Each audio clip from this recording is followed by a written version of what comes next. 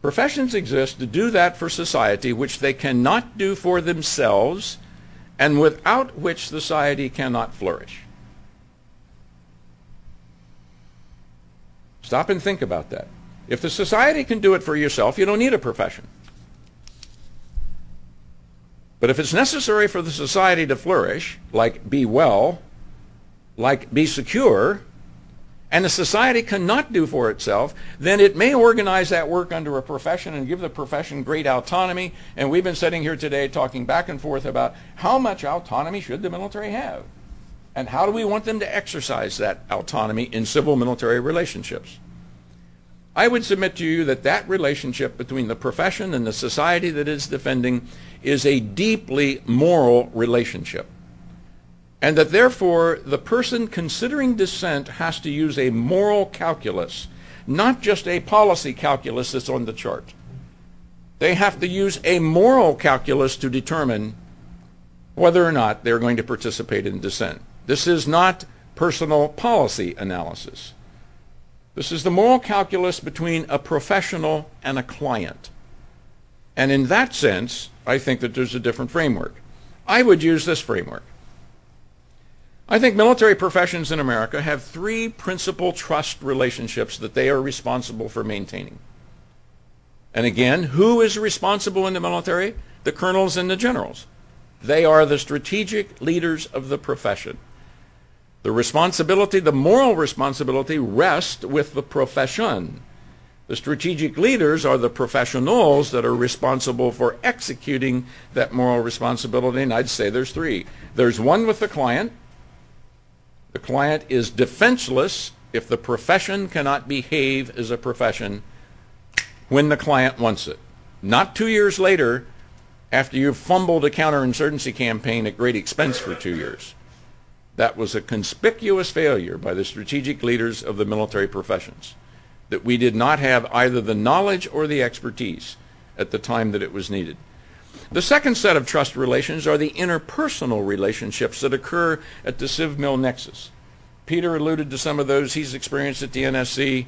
I served at the NSC in 2 different administrations. Both administrations happened to be eras of great comity between the military and their civilian leaders. It was remarkable to go to a meeting of the Joint Chiefs with President Reagan. The comity was absolutely palpable in the room. High degree of mutual respect. And when Admiral Crowe gave a recommendation for the chiefs, the president turned and asked the service chiefs, Al, what do you think about that? And General Gray had no difficulty whatsoever giving the president an absolutely unvarnished response that flatly disagreed with what Bill Crowe had just said. But that could happen in the room. So I was privileged to work at this level of trust, but it is an interpersonal set of relationships, and it's between people who know each other and respect each other and build the relationship. But that's different than the relationship with the public. And then there's the trust with the juniors. Now this goes to building a profession. Now I'm looking at the military-to-military relationship, and one of the central trust items strategic leaders are responsible for, and if you read Paul Yingling's article, you can understand what he is arguing against. There's always some degree that in a hierarchy that juniors disagree with seniors. Maybe now that's becoming a little wider than it should be. So this is the third trust relationship of any strategic leader of a profession.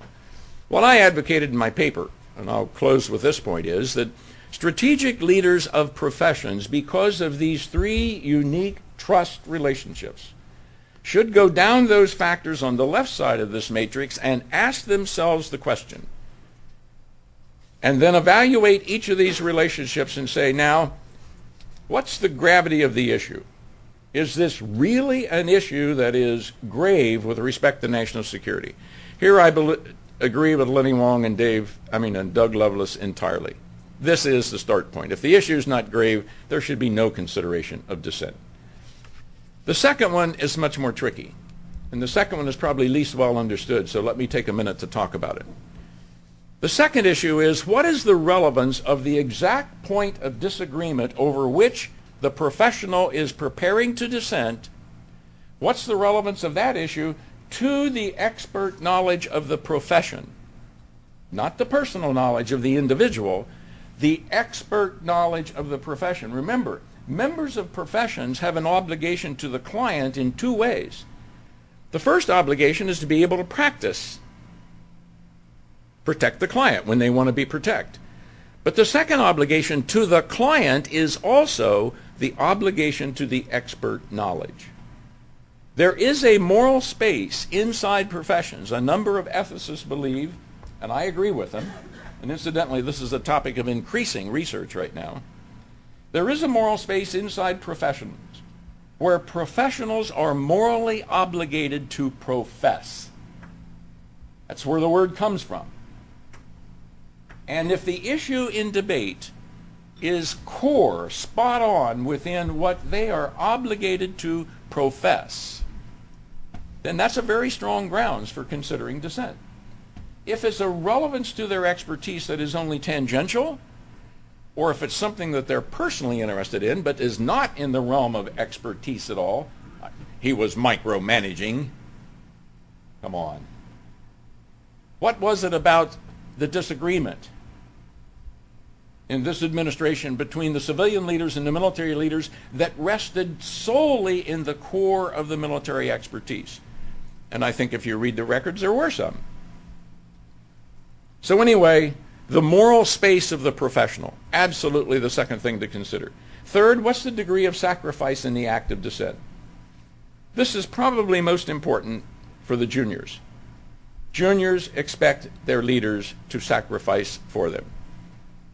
Why not? The juniors are sacrificing for the mission.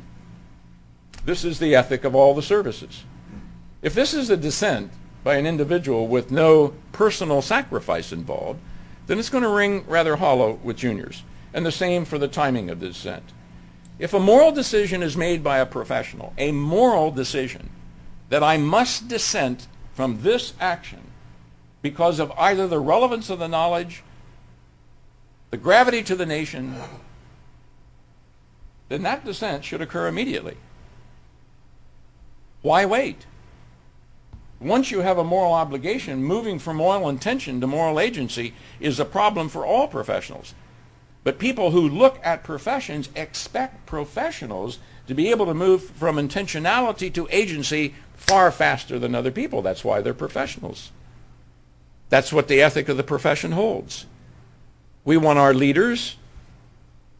We reward audacity in battle. We reward initiative.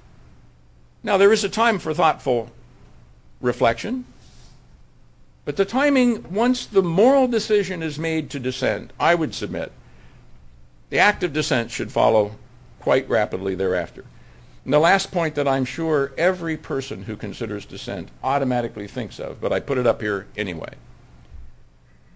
How does this fit in the pattern of leadership that I have developed in the service over the years?